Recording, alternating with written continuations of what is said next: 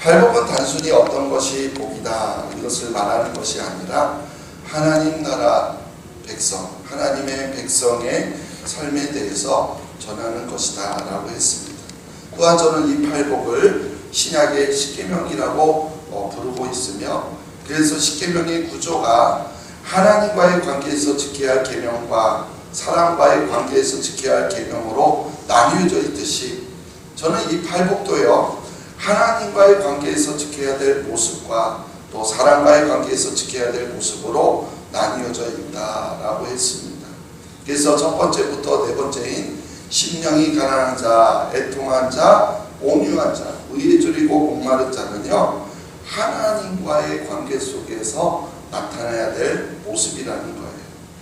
그리고 다섯 번째부터 여덟 번째까지, 마지막 여덟 번째까지는 사랑과의 관계 속에서, 즉 이웃과의 관계 속에서 나타나야 될 모습이라는 것이죠.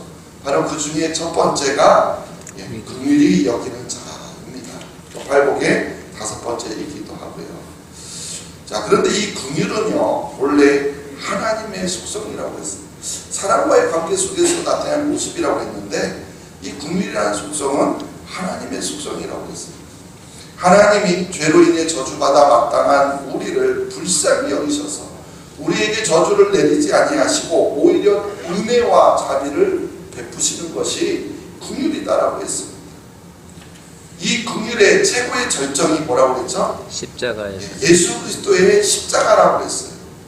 하나님께서 우리를 얼마나 긍휼히 여겨주셨으면, 우리를 얼마나 불쌍히 여겨주셨으면 하나님의 독생자이신 예수 그리스도를 우리 대신 십자가에 죽게까지 하게 하셨냐, 그렇게까지 우리를 구원하셨다는 거예요. 그러므로 우리를 향한 이러한 놀라우신 하나님의 긍휼하심이 없었다면 우리 중에는 그 누구도 구원받을 수 없었을 것이라는 것이죠. 그렇기 때문에 우리가 이 긍휼을 이야기할 때 우리가 막연하게 누군가를 불쌍히 여기는 것은 사실 긍휼이 아니라는 거예요. 즉 우리가 단순히 누군가를 향한 동정과 연민을 가지는 것은 말하는 것이 아니라는 겁니다. 오늘 본문에서 말하는 긍휼히 여기는 자는 먼저 우리가 하나님의 그 긍휼을 받은 자라는 것을 깨달은 것으로부터 시작합니다.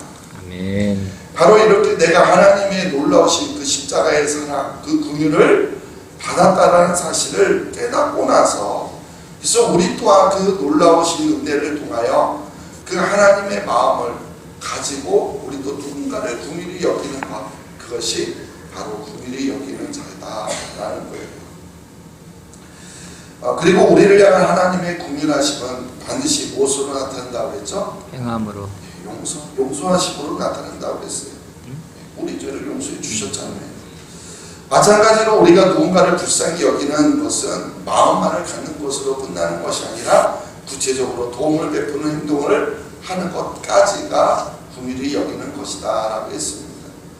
즉 우리는 불쌍히 생각하는 것만으로는 아무리 눈물을 펑펑 쏟는다고 하더라도 우리가 아무런 행동을 취하지 아니하면 그것은 긍휼이라고 할 수 없다라는 것이죠. 어려움을 당한 사람을 단지 불쌍하다고 그렇게 동정하는 것만이 아니라 그에게 다가가서 구체적으로 도움을 베푸는 행동을 하는 것이, 그것이 진정한 긍휼이다라는 거예요. 그런데 이러한 긍휼은 앞에서도 말씀드렸듯이 하나님으로부터 긍휼히 여김을 받은 사람만이 할 수 있다라는 거예요. 즉 하나님의 긍휼로 용서함을 받은 사람만이 진짜 누군가를 긍휼히 여길 수 있다는 겁니다.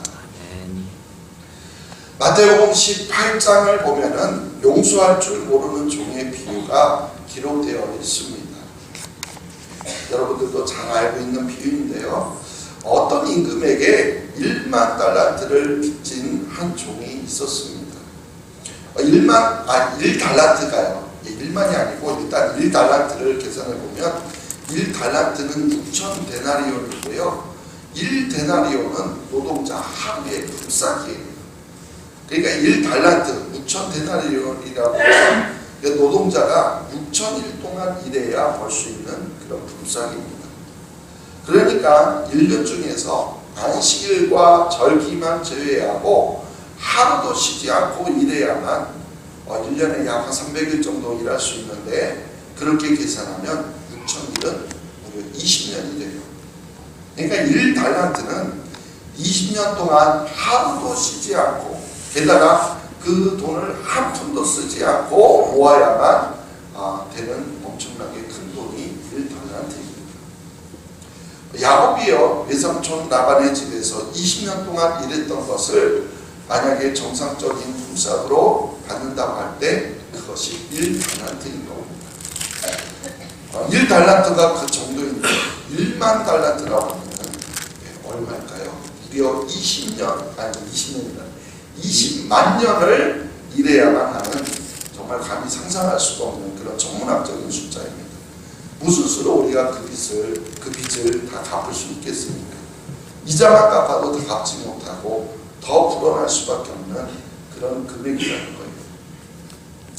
그 어떠한 노력으로도, 심지어 우리의 생명을 담보해도, 아니 생명을 내놓아도 절대 갚을 수 없다는 것을 말하는 것이 1만 달란트입니다. 그런데 그때 그 종이 임금님께 엎드려 사정을 하죠. 그랬더니 임금님이 그를 어떻게 여겨서? 불쌍히 여겨서.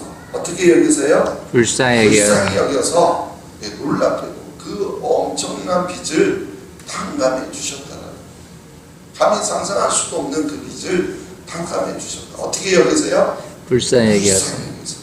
이것이 바로 금일이에요. 불쌍히 여기는 게 금일이에요. 자, 그런데 이번에는 그 종이 나가서 자기에게 100데나리온 빚진 동료를 만납니다. 그런데 그를 보자마자 그의 목을 잡고 그 자리에서 당장에 그 빚을 갚으라고 독촉합니다. 그 빚진 친구가 엎드려서 제발 한 번만 불쌍히 여겨달라고, 어떻게 여겨달라고? 불쌍히 여겨달라고 간곡히 사정해요. 그런데도 불구하고 그 친구는 불쌍히 여기지 않고 옥에 가두었다는 거예요. 결국 이 이야기가 임금님 귀에 들어갔습니다. 어떻게 되었나요? 임금님이 크게 노하셔서 그래서 그 종을 다시 잡아들여 탕감해 주었던 것을 도로 물리고 감옥에 가두었다는 겁니다. 여기서 임금님은 물론 하나님을 말합니다. 그리고 1만 달란트 빚진 종을 바로 불쌍히 여겨 빚을 탕감해 준 것은, 1만 달란트 빚진 종을 탕감해 준 것은 우리의 그 어떤 노력으로도, 심지어 우리의 생명으로도 해결할 수 없는 우리의 죄를 용서해 주신 것뿐만이 아니라 오히려 구원해 주시는 하나님의 놀라운 은혜를 말하고 있습니다. 아멘. 그리고 여기에서 그 놀라우신 은혜, 즉 그를 불쌍히 여겨서 빚을 탕감해 주시는 마음이 바로 긍휼이라는 거예요. 하나님 우리를 그렇게 긍휼히 여기신다는 거예요. 죄로 인해서 저주받아 마땅한데 저주를 내리지 않는 것이 긍휼이라는 것이죠. 즉 법대로 하면 우리 모두 다 지옥에 가서 영원한 형벌을 받을 그런 당연한 인생인데도 불구하고, 그러나 그 법대로 하지 아니하고 그 모든 죄를 덮어주시고 용서하여 주시고 구원해 주시는 하나님의 마음이 바로 긍휼이라는 거예요. 근데 문제는요, 그 긍휼함을 받은 종이 자기에게 조금 빚진 동료에게는 그 조금도 긍휼함을 보이지 않았다라는 겁니다. 여기서 우리는요, 조금 빚진 동료를 긍휼히 여기지 않는 그 종을 보면서 미련하다고 생각해요. 1만 달란트를 탕감받았는데 그까지 100데나리온쯤 탕감해 주는 것이 뭐가 그리 어려운 일이겠냐, 우리는 그렇게 생각합니다. 맞는 말이에요. 1만 달란트의 100데나리온은요 60만 분의 1에 해당합니다. 이거를 여러분들 이해하기 쉽게 제가 계산해서 말씀드리면 6억 원, 발음이 어렵네요. 6억에 1,000원이에요. 1,000원 껌값이죠. 누가 나에게 6억을 주는데 그 1,000원이 아깝겠습니까? 근데 정말로 그럴까요? 사실 100데나리온은 1데나리온이 1당이라고 했잖아요. 1당 10만 원만 계산하면 얼마예요? 1,000만 원 맞죠? 1,000만 원. 그죠? 그러니까 100데나리온도 사실은 그것만 놓고 본다면 작은 돈이 아니라는 거예요. 하지만 1만 달란트에 비교하게 되면 말 그대로 진짜 겉값밖에 되지 않는 아주 작은 돈이라는 거예요. 그럼에도 불구하고 비교하면 겉값이지만 그러나 그 자체만 보면 1000만 원이라는 돈이 아까운 거예요. 결코 작은 돈이 아니기 때문에 그래서 그거에 욕심을 내는 거예요. 그래서 그것이 아까워서 동료의 그 빚을 탕감해 주지 못한 거예요. 근데 놀랍게도요, 그러한 종의 모습, 즉 1만 달란트를 탕감받고도 100데나리온이 아까워서 욕심을 내는 모습이 바로 오늘날 우리의 모습이라는 거. 보세요. 우리는요, 하나님 앞에서 결코 용서받지 못할 죄인이었지만 그러나 무엇으로? 하나님의 긍휼하심으로 우리는 용서를 받았고 구원받았어요. 아멘. 그럼에도 불구하고 우리들은요, 여전히 형제들을 불쌍히 여기고 긍휼히 여기지 못한다라는 사실이에요. 그래서 예수님이 이 비유를 말씀하면서 이렇게 말씀하십니다. 같이 읽어볼게요. 너희가 각각 마음으로부터 형제를 용서하지 아니하면 나의 하늘 아버지께서도 너희에게 이와 같이 하시리라. 아멘. 형제를 용서하지 아니하면 하나님께서 어떻게 한다고요? 용서하지 않겠다. 우리도 용서하지 않으신다라는 말 아닙니까? 우리는 이 말씀이 얼마나 두려운 말씀인지 깨달아야 합니다. 만약에 하나님께서 나를 용서해 주시지 않는다면 우리는 결국 어떻게 되겠습니까? 그럼 야고보서 2장 13절 말씀 같이 읽어볼게요. 긍휼을 행하지 아니하는 자에게는 긍휼 없는 심판이 있으리라. 긍휼을 행하지 아니하는 자에게는 무슨 심판이요? 긍휼 없는 심판. 긍휼 없는 심판. 여러분 이 말씀도요 정말로 무서운 말씀이에요. 하나님이 우리를 불쌍히 여기셔서 저주받아 마땅한 우리에게 저주를 내리지 아니하시고 은혜와 자비를 베푸는 것이 긍휼이라고 했는데 이런 긍휼이 없는 심판, 하나님의 긍휼하심이 없다고 한다면 과연 이 세상에서 누가 구원을 받을 수 있겠냐라는 말이에요.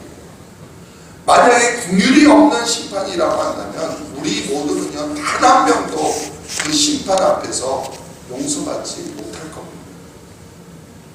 그렇기 때문에 우리는 반드시 형제를 긍휼히 여기는 그러한 모습이 우리 가운데 있어야 해요. 아멘. 근데 여기에서 우리가 한 가지 조심해야 될 것이 하나 있습니다. 그것은 바로 내가 다른 사람들을 긍휼히 여기면 하나님께서 그것을 보시고 나를 긍휼히 여길 것이다. 우리가 이렇게 생각한다는 거예요. 근데 그런 뜻이 아닙니다. 먼저 하나님이 나를 긍휼히 여겨주셨기 때문에 그래서 나도 긍휼히 여기게 되는 거예요. 아멘. 동료의 빚 100데나리온을 탕감해 주었더니 하나님이 그 모습에 감동해서 1만 달란트의 빚을 탕감해 준 것이 아니라는 거예요. 하나님께서 먼저 1만 달란트를 탕감해 주셨다는 사실입니다. 아멘. 내가 긍휼히 여김을 받기 위해서 먼저 긍휼히 여기는 것이 아니라 우리는요 먼저 긍휼히 여김을 받았기 때문에 그래서 누군가를 긍휼히 여겨야 한다는 거예요. 아멘.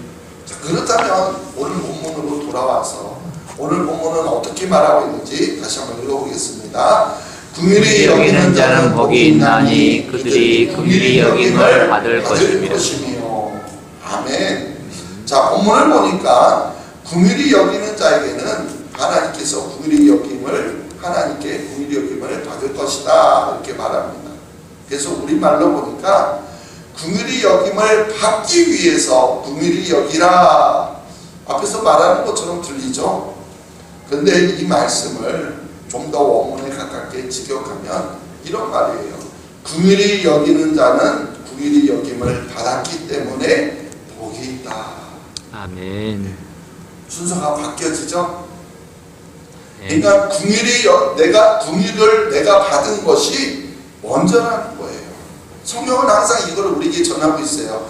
우리 요한일서 4장 19절 볼게요. 우리가 사랑함은 그가 먼저 우리를 사랑하셨습니다. 아멘. 아멘. 우리가 하나님을 사랑해서가 아니라 하나님께서 먼저 우리를 사랑하셨다는 거예요. 내가 믿어서 구원받은 게 아니라 하나님의 은혜로 우리를 구원받은 거예요. 아멘. 그렇다면 우리가 궁일을 여길 수 있다는 것은 무엇을 말하는 걸까요? 이미 우리가 하나님의 구주를 받았다는 증거가 되는 거예요. 아멘. 이미 하나님의 용서하심과 사랑과 은혜를 받은 증거라는 놀라운 사실이라는 겁니다. 그래서 이거를 또 반대로 말하면은 이웃을 궁일이 여기지 않는 자는요 무슨 말이에요? 하나님으로부터 궁일이 여김을 받지 못했다 이런 뜻이 또 되는 거예요. 그렇습니다. 예수님도요 그래서 1만 달란트의 비유를 통해서 하신 말씀이 뭐냐면 우리 마태복음 18장 33절에 볼게요. 내가 너를 불쌍히 여긴 것 같이 너도 내 동료를 불쌍히 여김이 마땅하지 아니하냐. 바로 이거예요. 잘 보세요. 네가 네 동료를 불쌍히 여기면 나도 너를 불쌍히 여겨주겠다 이게 아니잖아요. 내가 너를 불쌍히 여긴 것 같이 먼저 우리가 불쌍히 여김을 받은 거예요. 너도 내 동료를 불쌍히 여기라 이 말입니다. 결국 우리가 다른 사람을 불쌍히 여기고 용서하고 사랑을 베풀 수 있는 거는요 내가 먼저 그 사랑을 그 은혜를 그 용서를 받았기 때문에 가능하다는 사실이에요. 우리는 여기서 또 하나의 놀라운 진리를 발견하게 됩니다. 우리가 죽어가는 영혼들을 바라보면서 그들을 긍휼히 여길 수 있는 그것은요 내가 먼저 하나님으로부터 구원을 받았다는 증거라는 거예요. 아멘. 다시 말하면 내가 하나님의 긍휼하심으로 말미암아 은혜를 입었다면 나 또한 세상에 죽어가는 영혼들을 바라보며 그들을 불쌍히 여기는 마음이 생기게 된다는 거예요. 죽어가는 영혼들을 바라보면서 긍휼히 여기는 마음이 우리 가운데 나타나게 되어 있다는 거예요. 자, 그런데 지난주 말씀 가운데요 선한 사마리아인의 비유를 통해서 마음만 먹고 구체적으로 행동하지 않는다면 그것은 긍휼이 아니라고 했잖아요. 자, 그렇다면 긍휼히 여기는 마음이 구체적인 도움을 베푸는 행동으로 어떻게 나타나야 될까요? 자, 다시 말씀드려 볼게요. 앞에서 죽어가는 영혼들을 바라볼 때 우리가 정말 그들을 불쌍히 여기는 마음이 생긴다면 그 마음이 구체적으로 나타나는 행동은 어떤 행동이 있을까요? 네? 죽어가는 영혼들을 바라보면서 아이고 저 사람 예수 믿어서 믿지 못해서 불쌍해 여러분 그러고만 말 거냐고요. 어떻게 해야겠냐고요. 구체적인 행동으로 그들에게 복음을 전해야 될 거 아니에요. 아멘. 그러니까 죽어가는 영혼들을 바라보면서 그들을 향한 궁일한 마음을 가지고 그래서 그들에게 구체적인 행동을 베푸는 것 가장 중요한 것이 바로 전도예요. 아멘. 그들에게 밥 한 끼 사주고 문제를 해결해 주는 거 그것도 궁일이 여기는 거겠지만 본질적인 문제가 아니잖아요. 진짜 죽어가는 영혼들을 향한 궁일한 마음은 그들에게 그 복음을 전하는 거예요. 우리가 말로만 전도한다고 하고 말로만 영혼을 사랑한다고 하고 말로만 구원하자고 하면서 그들을 향한 전도를 우리가 구체적으로 실천하지 않는다면 우리는 그것이 긍휼히 여기는 것이 아니다라는 것이죠. 그렇습니다. 하나님께서 결코 용서받지 못할 내 더럽고 추악한 죄까지도 다 용서해 주셨어요. 그래서 그 은혜가 너무나도 감격스럽고 커서 우리도 다른 사람들을 긍휼히 여길 수밖에 없다라는 거예요. 그러니까 나처럼 똑같이 죽어가는 영혼들을 바라볼 때 나를 긍휼히 여겨주셨던 그 하나님의 마음이 생기는 거예요. 그래서 내가 받은 긍휼의 은혜를 내가 받은 구원을 내가 받은 그 복음을 전할 수밖에 없게 되는 것입니다. 자, 그러나 한번 우리 실상을 돌아보면 어떻습니까? 100데나리온조차 탕감해 주지 못한 것처럼 우리도요 긍휼히 여기지 못하고 있다는 거예요. 다시 말씀드리지만 만약에 하나님의 긍휼이 없다면 우리는요 하나님 앞에서 모두 다 죄인이기에 그 어떠한 구원도 우리에게 있을 수가 없습니다. 그리고요 앞에서 말씀드렸듯이 하나님의 긍휼하심 때문에 결국에는 하나님의 아들이신 예수님이 이 땅에 오신 것이고요 하나님의 긍휼하심 때문에 결국 그 아들이신 예수 그리스도께서 십자가에 피 흘려 죽기까지 하신 것 아닙니까? 아멘. 바로 십자가는 하나님께서 우리에게 허락하신 최고의 긍휼이라고 했어요. 긍휼의 최고의 절정이라고 했어요. 그러니까 십자가 없는 긍휼은 있을 수가 없는 거예요. 자, 그렇다면 이웃을 긍휼히 여겨서 그들을 용서하고 사랑하고 무엇보다 그 영혼을 불쌍히 여겨서 바로 그들에게 그 십자가의 복음을 전하는 것이 우리가 긍휼히 여기는 것, 긍휼을 실천하는 최고의 방법이라는 겁니다. 아멘. 이러한 긍휼을 실천하는 자의 모습이 바로 오늘 본문에서 말하고 있는 긍휼히 여기는 자예요. 그리고 바로 이러한 모습이 하나님 나라 백성의 모습이라는 겁니다. 우리 모두에게 이러한 긍휼히 여기는 자의 모습이 나타나기를 간절히 축원합니다. 아멘. 말씀을 이제 좀 정리해 보려고 합니다.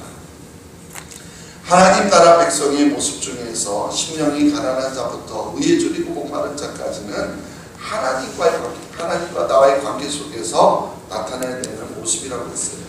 그리고 오늘 보면 긍휼히 여기는 자부터는 사람과의 관계 속에서 나타나는 모습이라고 했습니다. 그리고 긍휼히 여기는 자의 모습은 사람들과의 관계 속에서, 즉 내가 알고 있는 이웃 중에, 아니 내 가족 중에서 하나님의 그 긍휼하심을 받지 못하고 죽어가는 영혼들이 있을 때 그들을 향한 긍휼한 마음을 가지고, 그래서 그들에게 최고의 긍휼인 십자가의 복음을 전하는 것이 바로 긍휼히 여기는 자의 모습이다라는 겁니다. 아멘. 만약에요, 우리가 예수 그리스도의 복음, 예수님의 생명을 그들에게 전하려고 하는 시도조차 하지 않는다면, 아니 그들에게 전하고자 하는 마음이 나에게 없다면 그 모습은 하나님 나라의 백성의 모습이 아니다라는 거예요. 근데 정말 우리의 모습 가운데 이러한 긍휼을 실천하기는커녕 정말 불쌍히 여기는 마음조차도 우리에게 없지는 않습니까? 정말로 어떤 분은요, 자기 가족이 예수님을 믿지 않아서 구원받지 못한 채 살아가고 있는데도요, 그 가족을 향한 안타까운 마음이 전혀 없는 분도 있는 것 같아요. 내 가족이, 아직 내 자녀가 아직 그 하나님의 긍휼의 은혜를 모르고 살아가고 있는데도 불구하고 그들을 향한 그 긍휼한 마음이 없다고 한다면 이거는 긍휼히 여기는 자의 모습이 아니라는 것이죠. 또한 그렇게 죽어가는 영혼들이 있음에도 불구하고 그들을 향한 간절한 기도가 없다고 한다면 그것 또한 나의 마음속에 긍휼한 마음이 없다는 사실이에요. 사실 그들이 내 가족이든 내 이웃이든 아직 하나님의 긍휼을 받아들이지 않는 그들이 하나님의 긍휼을 받아들이건 받아들이지 않건, 즉 복음을 받아들이건 받아들이지 않건 그것은 우리의 몫이 아니에요. 왜냐하면 구원은 하나님의 영역이기 때문입니다. 단지 우리에게는 불쌍히 여기는 마음을 가지고 십자가의 복음을 포기하지 않고 계속 전하고 있냐라는 거예요. 아멘. 아니 만약에 십자가의 복음을 직접 전하지는 못하고 있다고 하더라도 최소한 그 영혼들을 향한 긍휼한 마음부터 우리가 있냐라는 거죠. 내 가족이 예수님을 만나지 못하고 있는데 전혀 긍휼한 마음이 없다면 어떠냐라는 거예요. 그래서 긍휼한 마음부터 우리가 가졌으면 좋겠어요. 아멘. 정말 내 가족이 내 이웃이 예수님을 만났으면 좋겠다라는 그 마음 있었으면 좋겠어요. 비록 하나님의 놀라우신 긍휼, 그 십자가의 사랑을 직접적으로 전하지 못하고 있다고 하더라도 일단 그들을 향한 긍휼한 마음을 갖는 것은 얼마든지 할 수 있잖아요. 만약에 우리 안에 죽어가는 영혼들을 향한 긍휼한 마음이 없다고 한다면은 노아와 홍수가 임할 때나 소돔과 고모라가 멸망할 때나 그때 백성들이 가지고 있었던 강박한 마음과 다를 것이 없다는 겁니다.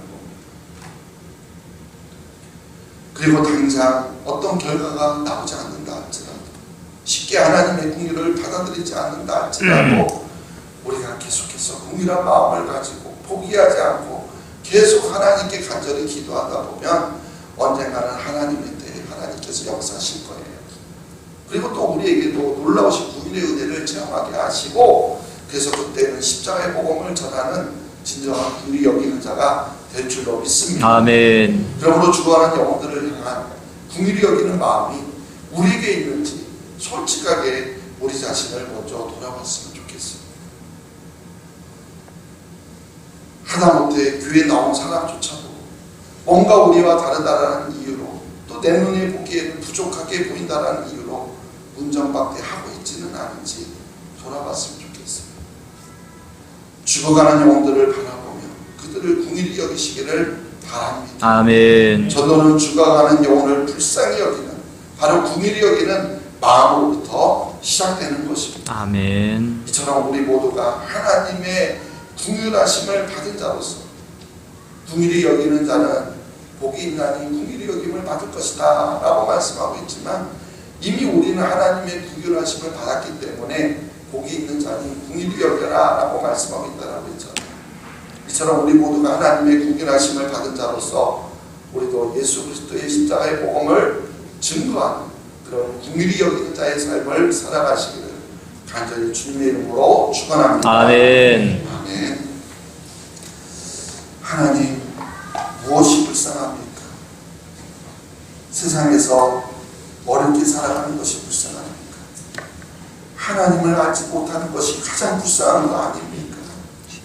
오 주님, 정말로 우리가 이웃을 내 가족을 불쌍히 여긴다면 그들이 아직 하나님을 만나지 못하고 있다면 정말 우리 가슴이 메워지는 그러한 불쌍한 마음을 갖고 직접적으로 복음을 전하지 못한다 할지라도 하나님 앞에 간절히 기도하며 하나님의 때를 구하며 나아가는 모습이 먼저 우리에게 있기를 원합니다. 아멘. 내가 하나님으로부터 얼마나 놀라운 구원을 받았는데 내가 하나님으로부터 얼마나 놀라운 은혜를 받았는데 하나님 그것을 먼저 깨닫는 우리가 되게 도와주시옵소서. 아멘. 긍휼 없는 심판이라고 하면 과연 우리 중에 누가 구원을 받을 수 있겠습니까? 아무도 구원받을 수 없는 그 심판 앞에 하나님이 우리를 긍휼히 여겨주셨기 때문에 우리가 구원받았다는 사실을 기억하고 아버지. 우리도 그 마음으로 하나님의 마음으로 누군가를 긍휼히 여기며 나아갈 수 있는 특별히 내 이웃과 내 가족을 긍휼히 여기며 나아갈 수 있는 우리 모두가 되게 도와주시옵소서. 아멘. 이웃과의 관계의 모습 속에서 첫 번째가 이 긍휼이라는 것을 우리의 가슴에 새기게 하시고 정말 불쌍히 여기는 마음으로 긍휼히 여기는 마음으로 모든 관계를 풀어나가는 우리 모두가 되게 도와주시옵소서. 아멘. 감사합니다.